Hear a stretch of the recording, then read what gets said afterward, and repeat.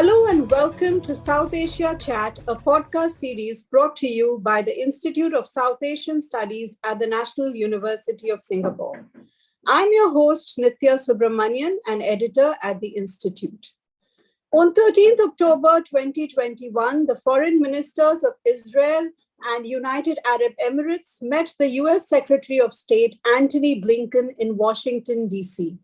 In less than a week, India joined them for the first virtual meeting in a new forum with a stated aim of promoting trade, maritime, and energy security. This new grouping has been popularly called the Second Quad, drawing many comparisons with the original Quad.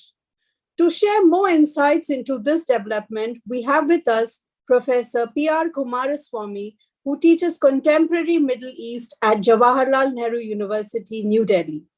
He has contributed to several publications, the latest being a co-authored book titled India's Saudi Arabia Policy, Bridge to the Future. We have also discussed this book in our bookshelf section. In October 2009, he set up the Middle East Institute, New Delhi, and now serves as its honorary director. Thank you for joining us today, Prof. Thank you very much for inviting me. Let me start by asking you a very basic question. Recently, there has been much talk about the Second Quad comprising the US, India, Israel, and the UAE. This comes after the Trump administration signed the Abraham Accords last year. Could you share some background to this new development and what is the principal aim of this grouping? I know, as you're very familiar, the Abraham Accord facilitated normalization of relations between Israel and several Arab countries. In the Gulf, particularly Bahrain and Emirates. And the Biden administration wanted to consolidate the relationship and promote Israel's normalization with the Arab world. And the Quad comes within that context. That is, having a relationship with Israel has been a problem for several Arab countries because of the non-resolution of the Palestinian question. The Abraham Accord actually created an avenue whereby it is possible for the Arab countries to normalize relations with Israel even without resolving the Palestinian question.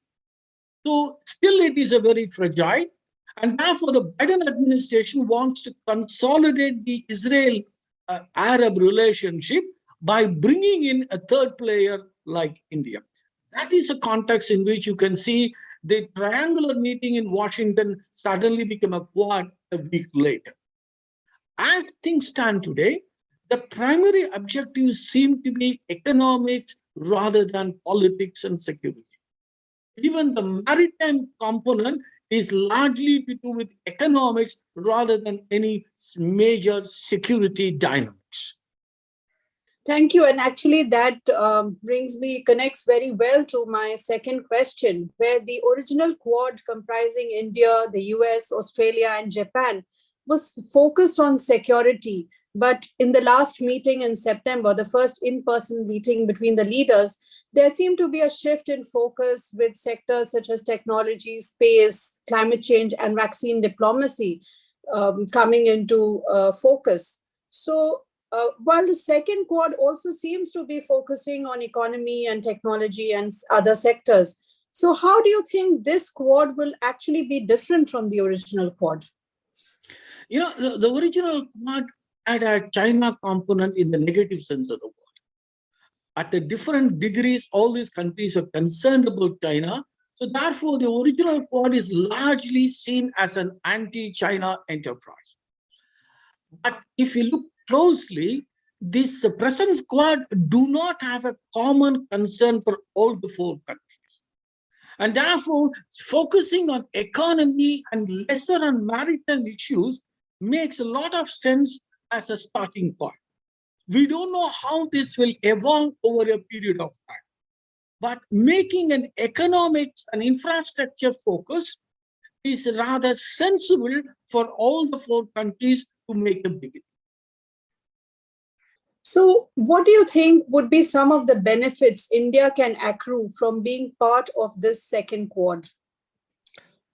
I know more than the other two countries, India would gain substantial.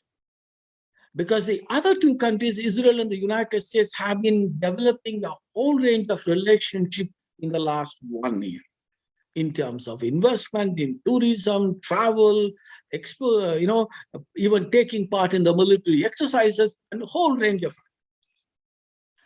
And if you look at carefully, all the other three countries want to have greater economic engagement, not in terms of trade, but also in terms of investment, joint venture, and other areas.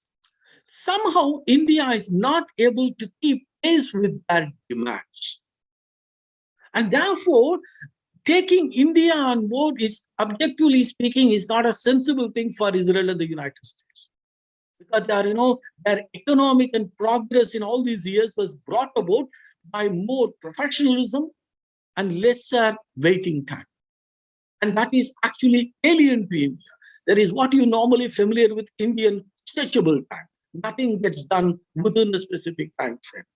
Therefore, by joining hands with the other two countries, which are, I would say, restless in terms of executing the project, India will have to change. I think that is going to be an unintended consequences of Quad. India's professionalism will have to improve if the Quad had to survive. Otherwise, India will be relegated from the Quad and become a dormant player. So therefore, the compulsions will force India to be more active, more professional, and in terms of executing things within a quick time frame. And if you notice carefully, India does great things only under compulsion. So the professionalism in Indian execution of economic projects will be one of the greatest benefits of the Quad period. But the other countries will also benefit. While Israel and Emirates relationship is very good, but they need a larger player like India to gain regional legitimacy. So they will also gain legitimacy by taking India on board, and that is important.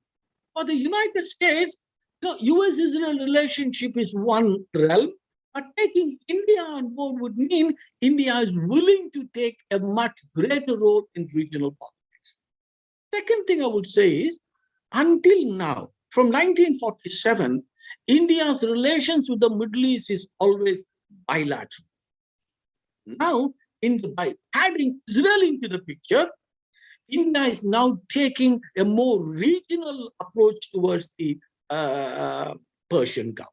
It is no longer a bilateral affair because Israel will be a player either through Bahrain or through Emirates or indirectly through Saudi Arabia, which means India will have to evolve a regional policy with Israel as an important component. But we have also seen the US reduce its Middle East footprint to basically focus on China, on the China threat. And you did mention that India will be shouldering greater responsibility in the region. Could you elaborate on that? What kind of responsibility would India be expected to shoulder? Not only the United States, even the Gulf countries wanted a greater Indian role in the regional affairs. But India was either hesitating because lacking a comprehensive policy, or it wants to be a free rider, which is no longer possible with the US more inclined towards the Indo-Pacific. So which basically means India will be compelled to play a greater role in the region, which would mean two things. One is engagement will be beyond the economic realms. And at least in the short run, I would say that India will be asked to play a role in the freedom of navigation, which is once again an enormous challenge for India. It will not be merely a military aspect, it is largely a commercial transaction, meaning India should be part of a regime that will ensure the freedom of navigation of all the vessels, irrespective of the flags, which means India will have to cooperate, cajole, and coordinate with all the countries in Persian Gulf, including Iran.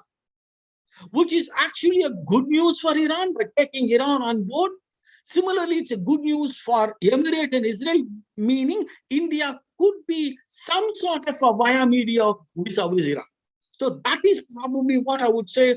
Shouldering responsibility will most probably begin with freedom of navigation, especially in the Strait of Hormuz, which means ensuring or minimizing the accidents at sea, whether deliberate or otherwise. That would be the major shift probably India will have to shoulder under the new circumstances. Talking about Iran, now this by India joining this second Quad, do you think this would be a challenge to its relationship with Iran? Iran is, after all, an important partner for India in meeting its energy needs, connectivity to Central Asia, and also, in a way, handling the Taliban-governed Afghanistan. So how do you think this would impact that relationship? I think I will put two things. I will put China and Iran into the picture. Some see the Quad as an anti-China enterprise. India may have one set of opinion, to a lesser extent the United States. But Emirates and Israel do not see China as an adversary. They have an enormous economic relationship with China. And moreover, China has an enormous instruments at its disposal to retaliate. So Israel and Emirates do not see the Quad as anti-China enterprise. Similarly, Israel may have a problem with Iran. To a lesser extent, even Emirates may have a disagreement. India do not see Iran as an adversary. To a lesser extent, the Biden administration do not see Iran as an adversary. And therefore, all the four of them have to work in some sort of an understanding. By excessive focus on Iran will probably antagonize or displease India. Similarly, excessive focus on China will displease Israel and the Emirates. So therefore, if four of them have to work together, they may have to convey their disagreement or dissatisfaction on China and Iran, but without making China or Iran as the focus of the war. And that is how I view. So Iran will be there because of Israel concern. China might be there because if India wants to do that. But as an organization, Quad cannot be anti-China or anti-Iran because some of the members do not share the views of the other. And therefore, it is unlikely that Iran could be the focus. But there would be a secondary or unintended benefit. Iran has been indifferent towards India on a host of issues, including Afghanistan. Iran doesn't want a major role. So therefore, the Quad, if India is able to handle it carefully, could be a leverage for India to seek a greater role in Afghanistan via Iran. I think that is what I would say an unintended benefit for India. Well, thank you. That was a very good perspective. And this leads me to the final question. By being a prominent member of the second Quad, how can India avoid being dragged into the many crucial and sensitive geopolitics of the Middle East, including the Israeli-Palestinian conflict? I think, by sticking to the original goals. If the goal, as far as we know, is economic, infrastructure, maritime security, innovation. So if you stick to the original goals, India could avoid a number of conflicts on this region. And because that is the best way to do it. If you want to expand the agenda, then we might get into problems.